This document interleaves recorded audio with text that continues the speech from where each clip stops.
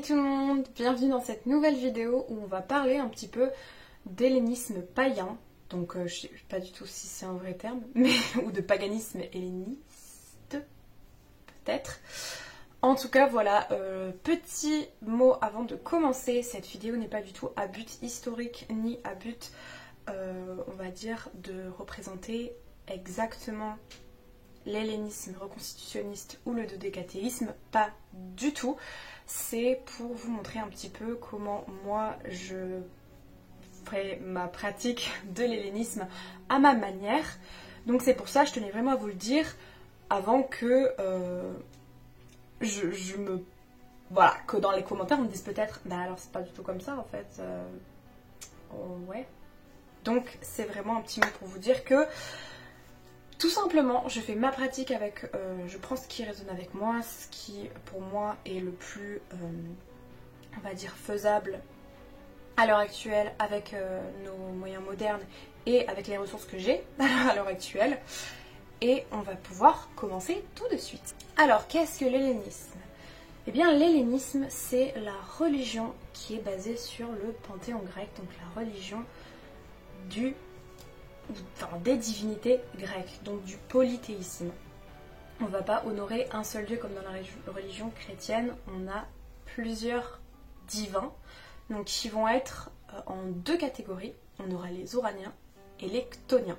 Alors j'ai fait en haut et en bas pour deux raisons, je vous explique ça tout de suite dans le point d'après en fait. Donc l'hellénisme était notamment pratiqué en Grèce antique par les Grecs tout simplement, qui vouaient un peu leur quotidien aux divinités, avec des offrandes récurrentes, avec des offrandes, que ce soit des offrandes de nourriture qui se mangent, ou des offrandes de liquide, donc on appellera des libations. Mais ça on y reviendra plus tard. Donc l'hellénisme en soi, en grande ligne, c'est juste la religion du panthéon grec, tout simplement. Après, il y a des petits mots qui changent. Le dodécatéisme, maintenant, ce mot est interchangé souvent avec hellénisme polythéiste, mais le dodécatéisme est un peu centré sur seulement les 12 Olympiens et pas tout l'ensemble du panthéon grec, enfin des divinités grecques qui existent. Mais personnellement, l'hellénisme que je pratique, c'est pour ça que j'appelle ça l'hellénisme païen un peu, parce que je choisis soit d'honorer telle divinité, soit de mélanger un petit peu ce qui est tiré des pratiques reconstitutionnistes. Donc on parlait du coup des dieux uraniens et des dieux chtoniens. Donc les dieux uraniens sont les divinités qui sont dans le ciel, notamment sur le mont Olympe en fait.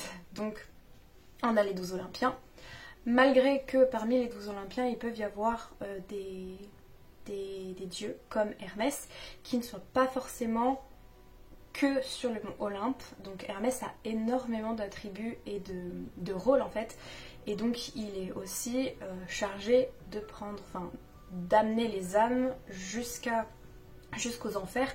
Donc c'est pour ça qu'il n'est pas tout le temps sur le mont Olympe, mais on le considère comme un dieu uranien. Il a différents rôles et qu'on pourra voir plus tard. Je ferai peut-être des vidéos sur chacun des dieux. Mais du coup, on va différencier les noms des dieux selon les rôles qu'ils ont. Donc vous pouvez très bien prier le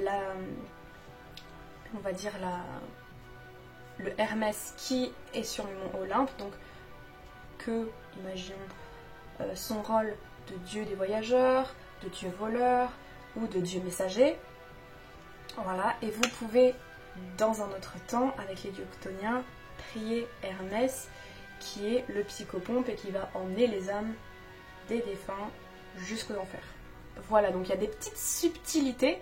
Vous faites comme vous le souhaitez sur ce principe-là pour les dieux qui ont plusieurs rôles.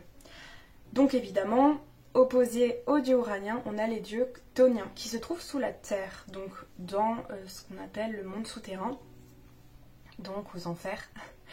Et notamment, donc ça va être Hadès, Hécate, Perséphone aussi, pendant une partie de l'année, quand elle n'est pas avec sa mère Déméter. Les dieux chtoniens, sont beaucoup moins représentés dans les pratiques reconstitutionnistes, je trouve. Du point de vue, on va le voir juste en dessous, du coup le point d'en dessous, c'est dans le calendrier attique. Qu'est-ce que le calendrier attique? Donc le calendrier attique est basé un petit peu dans la Grèce antique sur chaque cité qui se trouvait en Grèce. Et chaque cité en fait avait soit ses dieux locaux qu'ils vénéraient au même titre que les autres, soit ils décidaient de choisir en fait de se... comment dire? Ah, j'ai plus les mots, de vénérer les dieux selon le calendrier attique d'Athènes. Effectivement, moi j'utilise celui d'Athènes, puisque c'est plus simple. Maintenant, je ne vis pas en Grèce, donc c'est compliqué un peu d'avoir d'autres calendriers. Je trouve que celui d'Athènes est très bien fait. Les calendriers attiques se basent en fait sur un mois va être le cycle d'une nouvelle lune à une autre. Donc on va avoir la nouvelle lune qui va être la célébration de tous les dieux avec un jour avant le souper des Cates, sachant que les calendriers attiques se basent un jour commence en fait au coucher de soleil jusqu'à l'autre coucher de soleil. Ça fait à peu près un jour du coup. C'est pour ça que les mois varient entre 29 et 30 jours. C'est complètement différent des mois que nous avons nous, mais ça se cale à peu près en fait sur nos mois à nous, à quelques jours près, donc vous allez voir 1 ou 2 jours de différence, mais franchement rien de grave et je trouve que c'est assez simple à suivre. Donc je vous mettrai le lien dans la barre de description du calendrier attique que j'utilise, qui est celui de l'association des Lignons, mais il est en anglais par contre, parce que c'est une association anglaise, enfin anglaise-américaine. Mais donc j'utilise ce calendrier attique-ci pour évidemment avoir un petit peu un ensemble sur le calendrier au quotidien, les mois, les jours, etc. Et justement, petit changement que j'ai effectué au calendrier attique, j'ai mis plus de jours pour honorer plus de dieux. Par exemple, dans un mois de piété normal, on n'avait pas forcément les représentations de Arès, Héphaïstos ou Hadès Perséphone, Dionysos, puisqu'ils sont un petit peu honorés dans le premier jour en fait du nouveau mois, ce qu'on appelle dans les Noéménies. Donc c'est un petit peu... j'ai trouvé, je me suis dit c'est bizarre. Enfin, pour moi, j'ai envie de leur donner un petit peu quand même comment dire, de leur dédicacer un jour, si je puis dire ça comme ça, spécial dans mon calendrier attique. Donc c'est pour ça que j'ai fait mes petites modifications avec mes propres hymnes, etc.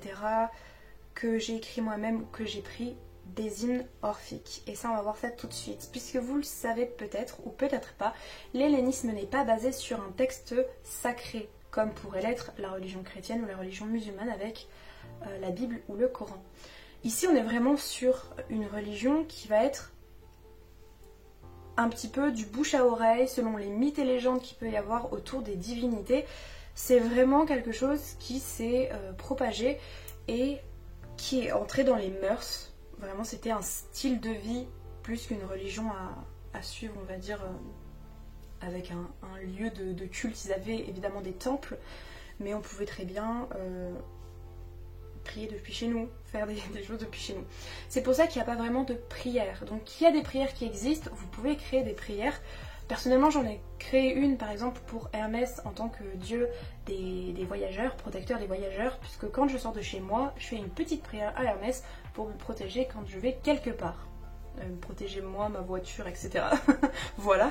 Mais c'est un petit peu les prières qui peut y avoir. Vous pouvez en trouver aussi sur internet, faites attention, lisez toujours bien ce qui est écrit dedans, vérifiez les sources si jamais ils utilisent des rôles pour tel dieu et que vous ne les connaissez pas, vérifiez toujours que c'est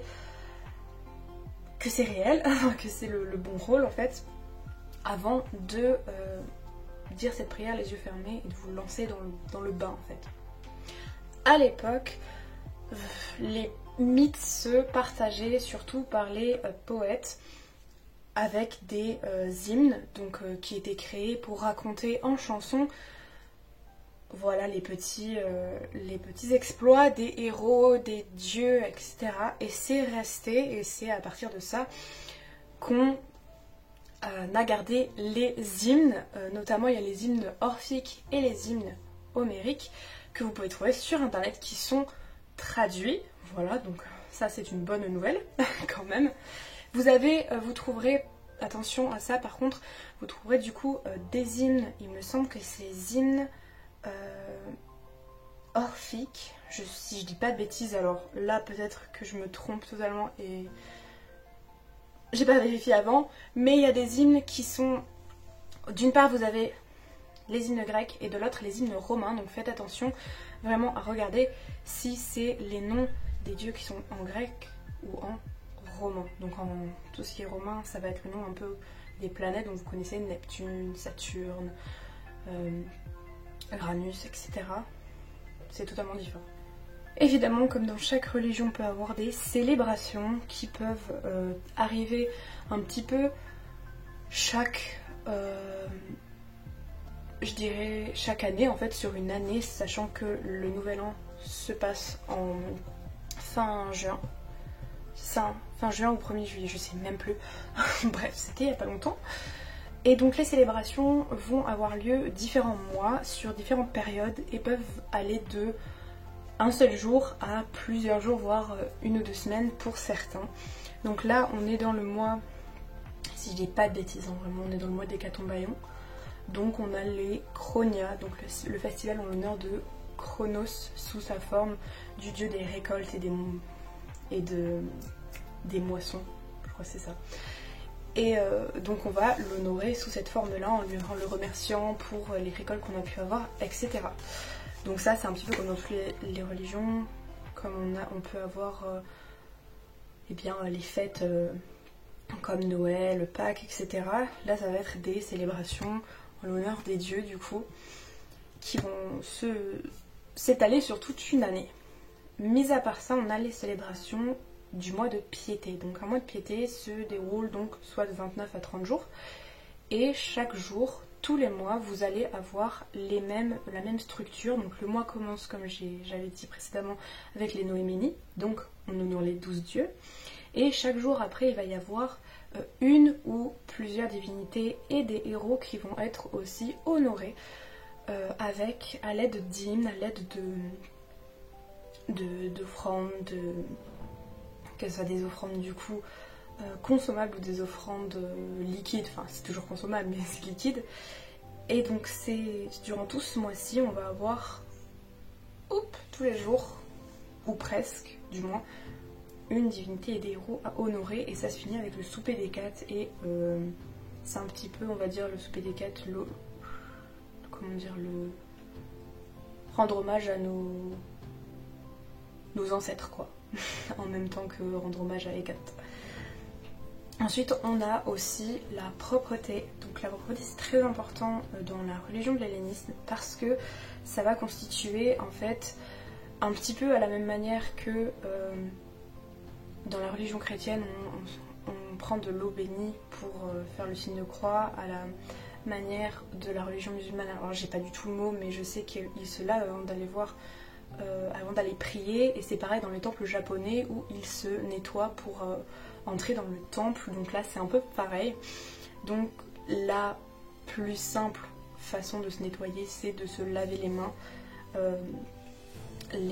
les avant-bras et le visage avec ce qu'on appelle le kernips, qui est simplement de l'eau salée avec une allumette ou une feuille de laurier qui a été brûlée et qu'on va mettre trempée dans l'eau, et ce qui va faire le kernips tout simplement. Après il y a aussi les miasmes, qui sont peut-être beaucoup plus connus et qui sont, on va dire, qui résultent d'actes qu'on a pu faire ou qu'on a pu expérimenter dans la vie de tous les jours, et dont on va devoir se débarrasser avant d'aller rencontrer évidemment les divinités. Donc notamment il y a du plus anodin, on va dire, au plus fort. Donc on a le plus petit sur la liste, l'échelle c'est les pratiques sexuelles, et en haut, tout en haut, on a la mort, genre la mort de quelqu'un ou aller dans un cimetière, etc. Il faudra se nettoyer à un degré différent, soit juste en faisant couler un bain et se laver dans un bain, donc ça c'est pour les pratiques sexuelles, jusqu'aux morts ou relations avec la mort, voilà, qu'on va avoir lors d'un enterrement ou d'une visite au cimetière ou quoi que ce soit, où on va devoir la passer un bain avec de l'eau salée et on va devoir fumiguer les pièces. Parce que tout simplement on a eu des miasmes, et les miasmes les plus persistants, on va dire, c'est ceux en contact avec la mort. Voilà. Je finirai en disant que un petit peu dans le code vestimentaire des hellénistes reconstitutionnistes, c'est pour les dieux ouraniens s'habiller en blanc et pour les dieux chtoniens s'habiller en noir, pour un peu faire la différence. Alors personnellement je fais pas trop attention à comment je m'habille, hein. Mais ça c'est vraiment mon point de vue à moi. Donc voilà, par exemple là ce soir je vais aller honorer Poséidon, Thésée et Persée, et je vais voilà être comme ça. Donc après c'est quand même assez clair, mais bon, je vais pas non plus faire une autre tenue. J'ai pas forcément de vêtements trop noirs ou trop blancs pour aller totalement dans la reconstitution. Mais de toute façon, je ne vise pas une pratique reconstitutionniste. Voilà. C'est pour ça que, personnellement, je n'ai pas de bain chez moi, je prends juste une douche. Donc, pour tout ce qui est les miasmes et la propreté, je fais le carnips évidemment, mais les miasmes, je ne peux pas prendre de bain, donc je prends pas de bain. Je me lave, c'est tout. Je n'utilise pas d'eau salée non plus. Et pour la fumigation, normalement, il est dit d'utiliser du soufre ou de l'hysope, mais j'utilise de la sauge officinale que je vais pousser chez moi. Voilà. Donc, c'est totalement différent des pratiques reconstitutionnistes et c'est un petit peu ma pratique à moi, quoi. Ah, petite chose que j'ai oublié aussi, derrière moi on voit mon hôtel, et notamment dans les hellénismes reconstitutionnistes, voilà, c'est dur à dire et c'est long, les hôtels sont pas forcément encombrés, en fait c'est super simple. On a le bol pour les offrandes ou le feu, si vous les mettez directement dans le feu, on a le bol pour les libations avec le calice pour verser les libations, et on a soit les statues, soit une représentation des dieux avec le feu sacré, c'est tout. Moi je fais pas du tout ça, je stocke mes affaires en bas de mon meuble pour les bols, etc. Et je mets un petit peu ce que je veux sur mon hôtel. C'est pour ça que je sais pas du tout une pratique reconstitutionniste, parce qu'il est dit que pour vraiment avoir la pratique antique, il ne faut pas mettre d'objets qui ne sont pas nettoyés sur l'hôtel et qui ne sont pas du tout en rapport avec... Vous mettez pas des objets de la vie de tous les jours, vous mettez pas genre vos clés dessus, votre téléphone, genre pas du tout. Mais personnellement, je mets pas non plus mes clés de mon téléphone, faut pas non plus abuser. Mais je vais mettre par exemple, il y a un chandelier, il y a des bougies là, des cristaux, enfin bref, moi c'est parce que je suis sur un petit peu, voilà, cet aspect païen. Et la magie n'était pas autorisée en Grèce antique, donc malgré qu'il y ait beaucoup d'histoires, notamment avec Circé, mais la magie n'était pas autorisée, on va dire clairement, donc c'est pour ça que je ne fais pas de reconstitution et que je fais un peu avec ma manière. Donc je fais du pendule, j'ai des cartes de tarot, je fais des rituels et des sorts où j'inclus du coup les dieux grecs, et pour moi c'est ma pratique de l'hellénisme et ça me va comme ça, quoi. Donc on en a fini avec la vidéo un peu d'introduction. Après on ira un petit peu plus dans les détails, par exemple notamment les offrandes. Je ferai toute une vidéo sur les offrandes, donc les offrandes qui peuvent être des offrandes votives ou des offrandes du coup de nourriture ou des libations. Je t'expliquerai comment on fait le carnips aussi, un petit peu tout ça. Il y aura des vidéos, comme je le disais, sur les divinités avec des recherches que j'aurais fait précédemment. Je vous mets plein de petits liens utiles pour vous renseigner en attendant dans la barre de description. Notamment vous avez des sites comme Persée.fr pour un petit peu rechercher des études académiques qui auraient pu être faites sur la Grèce antique ou l'hellénisme en soi, mais il n'y a pas vraiment de documents sur l'hellénisme marqué plus religion Grèce antique, ça marche mieux. Vous avez aussi, je vous mets teoi.com, c'est un site anglais par contre. Peut-être que vous pouvez le traduire par Google, je ne sais pas du tout. Mais en tout cas, si vous parlez anglais, ce site est une pépite, une mine d'or d'informations sur des divinités, vraiment je ne sais pas comment, je perds les mots, voilà. C'est incroyable tout ce qu'il y a dessus, ça vous parle des attributs, des noms qui sont donnés aux dieux, ça vous parle des légendes des démonies qui sont associées, les animaux, les plantes, enfin tout est associé, c'est incroyable. Donc je vous le conseille vraiment de faire vos recherches, c'est très important de faire ces recherches si vous honorez une divinité, hein, vraiment pour pas utiliser des choses... voilà, il y a quand même des codes à voir, un minimum. Et j'ai ce livre-là pour me baser un petit peu sur les hymnes et les prières que je peux faire. Voilà donc le manuel d'hellénisme aux éditions Danae de Constantino Serranil. Vraiment, il est incroyable. Il y a mes petits post-it ici et un petit papier dedans, ça va. Sinon, j'écris moi-même mes propres hymnes ou mes propres prières quand j'en ressens le besoin. Je vous expliquerai aussi comment vous pouvez faire. Mais c'est super simple en soi, donc n'ayez pas peur de le faire. Voilà, donc je vais vous laisser là, la vidéo est déjà assez longue comme ça. Et je vous dis à la prochaine pour une prochaine aventure découverte. Et en attendant, portez-vous bien. Bisous!